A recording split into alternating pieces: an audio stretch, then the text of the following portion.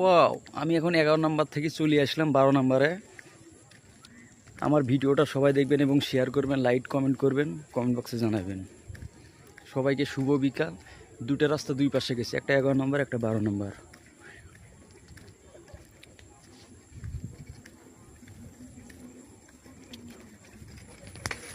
গ্রাম মানেই সুন্দর। ও,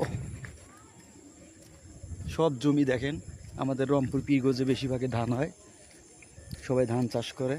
এবং আমার ভিডিওটা দেখবেন, শেয়ার করবেন, লাইক কমেন্ট বক্সে জানাবেন। পরবর্তীতে সুন্দর সুন্দর ভিডিও মানে আপনাদের ঘরে দেখাবো। আমার জন্য সবাই দোয়া করবেন। আমি অনেক অসুস্থ ছিলাম,